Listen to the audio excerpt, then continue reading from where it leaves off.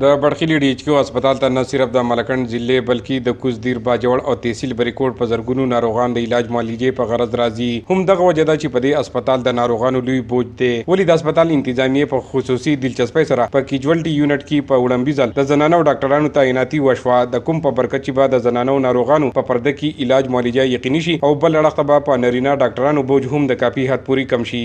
د DHQ هسپتال MS ډاکټر سید الرحمن وینا ده چې د زنانو ډاکټرانو تعیناتي د ولس د خواهشاتو مطابق شوی ده، د کومې چې به ډیر ښه نتیجې مخې ته راشي. دا سټپ چې کم دی چونکې د علاقې د ټول سیاسي لیډرشپ او مذهبي لیډرشپ ډیمانډ و چې که فرض که زمونږ کمې زنانه مریضانې د پریس ته ملګرو هم دا خبرې نوټ کړې وې چې که زنانه مریضانې ایمرجنسي ته راځي او د دې دپاره ځان له زنانه ډاکټرانې کینی، نو مونږ په صوبه کې اولنی هسپتال دی چې په ایمرجنسي کې چې کم دی 2 سپیشلیسټانې ډاکټرې چې زموږ سره هیومن ریسورس چونکې سیوا دی لکه دلته زموږ سره FCPS ټول کوالیفاید دغه دي، نو موږ په هغې کې د 2 ډاکټرانو په ایکسپریمنټل بیس په مارننګ شفټ کې ډیوټي ولګوله. ایریا داسې دی چې موږ نشو کیجوالټي کولی. ایز ا فیمیل ډاکټر MS صاحب بس ووایي چې دا بولډ ډیسیژن دی، ایکسپریمنټل بیس باندې روان دی او الله دې کړي چې ښه بس د MS صاحب په وجه باندې موږ ووایي چې ټیک ده.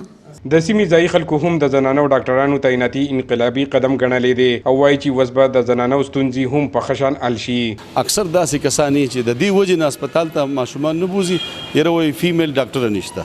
نو الحمدلله زه خو ډېر زیات خوشحاله شوم که شهري او د دې وطن د علاقو ټولو خلکو ته زه مبارکي ورکوم. څه موده وړاندې د بړخیلي هسپتال د سیاسي مداخلت په ضد کې او د مختلفو مسایلو ښکار و، ولې د نوي سیټ اپ له برکته د اصلاحاتو عمل په ښه شان روان دی او په مسایلو د ډېره حده قابو راغلي، کوم چې د خوشحالۍ زیری دی. عمران دریاب، خیبر نیوز، بړخیله، مالکنډ.